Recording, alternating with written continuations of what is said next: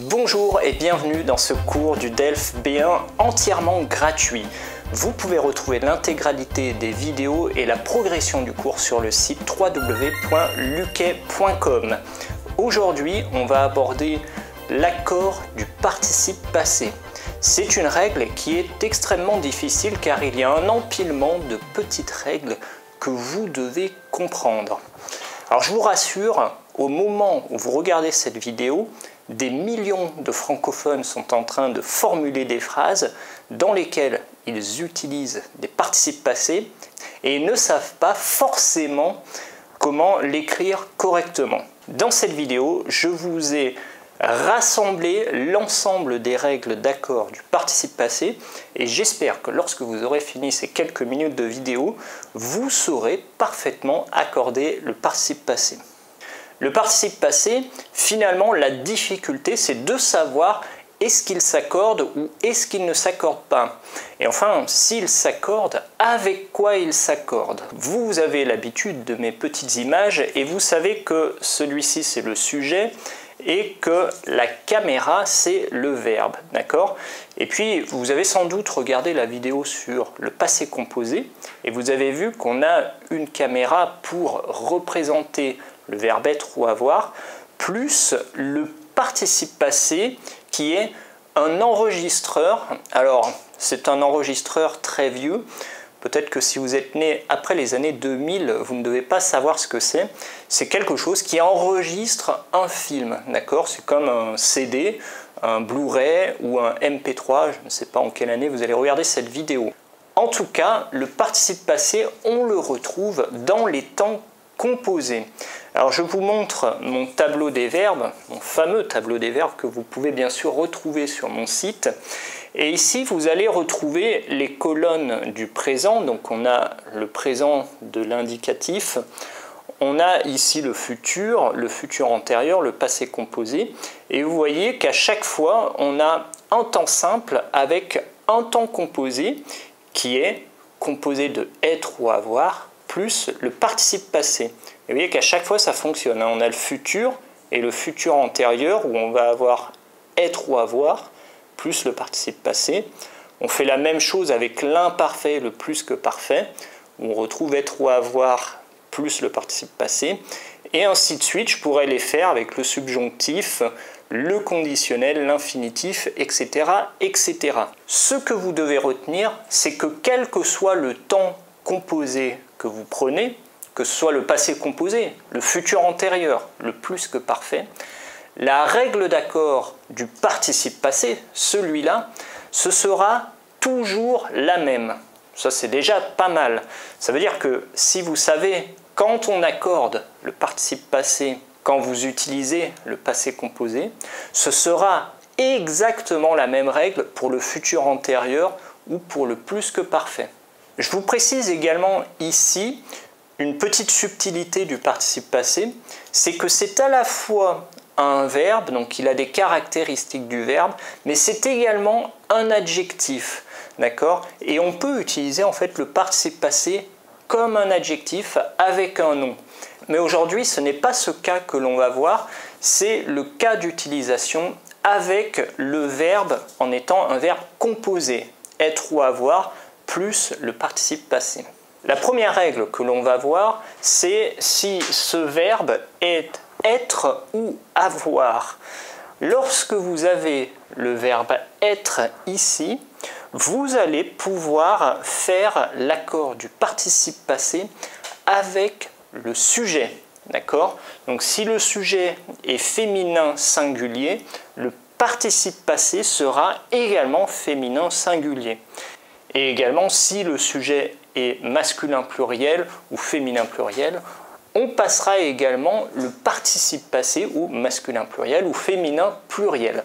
Donc avec le verbe être, dans la forme la plus simple possible, on fera l'accord avec le sujet.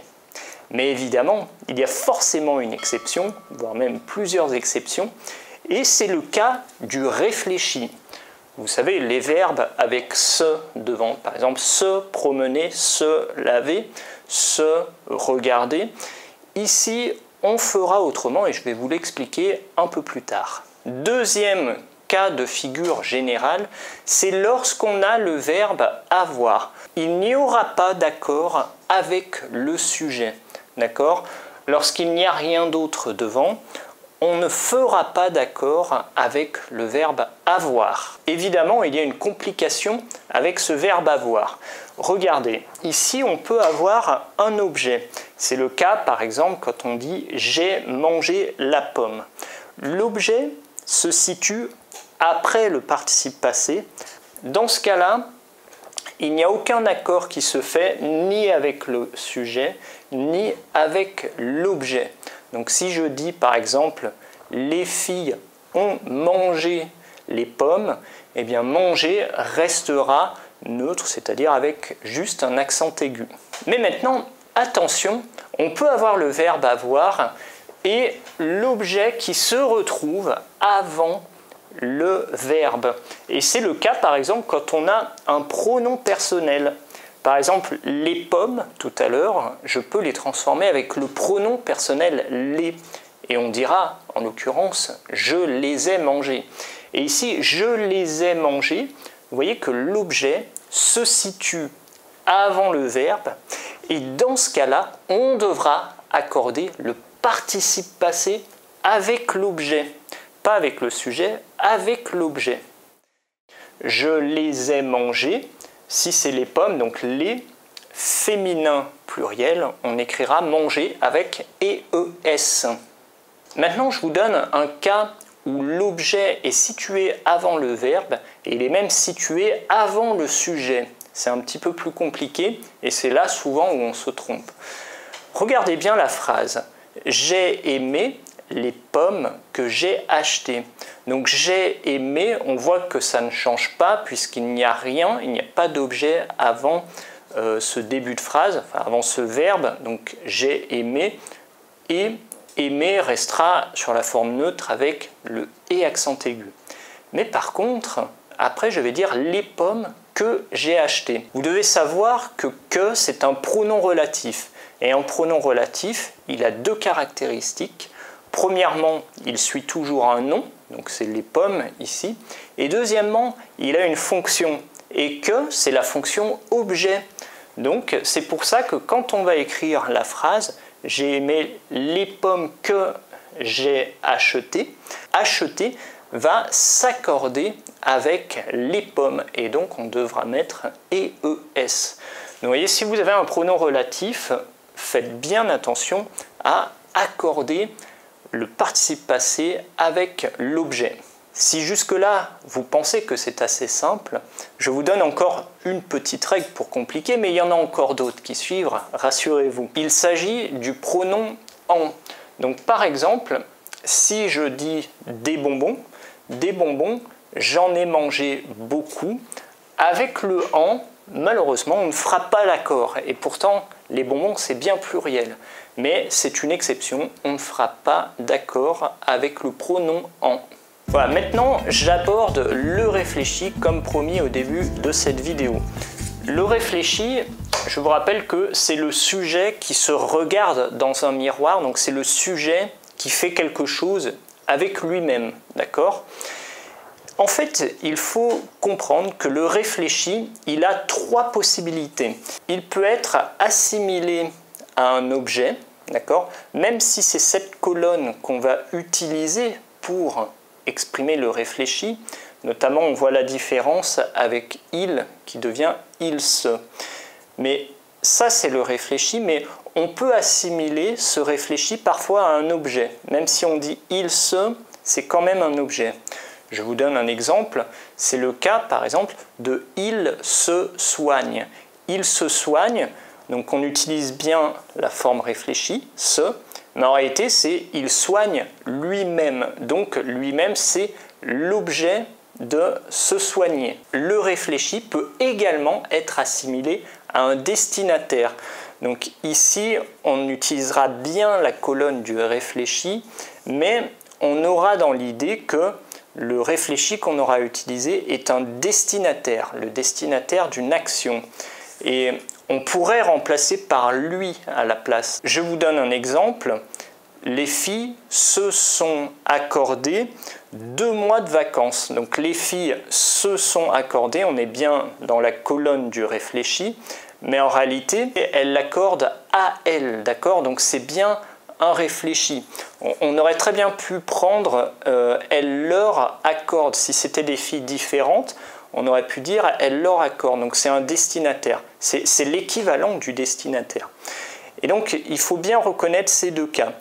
Et puis il y a vraiment un cas où le réfléchi est bien le réfléchi parce qu'il n'entre pas dans l'une de ces catégories. Notez bien que le réfléchi, il n'a qu'une seule possibilité pour être écrit, mais il a 3 possibilités de sens. Il peut être à la fois objet, il peut être à la fois destinataire, et il peut être également réfléchi en lui-même lorsqu'il ne rentre pas dans l'une des 2 autres catégories. Lorsque le réfléchi est considéré comme un objet, on va dans ce cas faire l'accord. Bah oui, puisque l'objet en quelque sorte est placé avant le verbe. Donc c'est le cas par exemple de « elle s'est soignée » où on va terminer par « et e ». Par contre, lorsque c'est le cas d'un destinataire, dans ce cas-là, on ne fera pas l'accord. Et regardez cet exemple qui est assez clair. Elles se sont accordées, donc on ne fait pas l'accord. Elles se sont accordées, elles se sont données, hein, c'est la même chose. 2 mois de vacances. 2 mois de vacances, vous voyez que c'est un objet en plus qui est situé après le verbe. Et ici, de toute manière, on ne pourrait pas avoir 2 objets dans la phrase. Donc ici, c'est un destinataire. Donc vous voyez ici, on ne fait pas l'accord avec celui-là, on ne fait pas l'accord avec celui-là. Il n'y a vraiment pas d'accord sur le participe passé. D'ailleurs, si vous avez bien compris toutes les règles, vous devriez savoir si la phrase suivante est juste ou fausse. Elles ont profité des 2 mois de vacances qu'elles se sont accordées. Regardons le bout de phrase qu'elles se sont accordées et on voit ici qu'on a un S et pas EES. Donc évidemment, là c'est toujours un destinataire, donc on ne fait pas d'accord avec le destinataire. Par contre, l'objet qui était ici se retrouve avant le verbe et dans ce cas-là, on est obligé de faire l'accord avec l'objet. Et c'est pour ça qu'on va accorder avec les 2 mois qui est masculin pluriel et on va mettre un ES.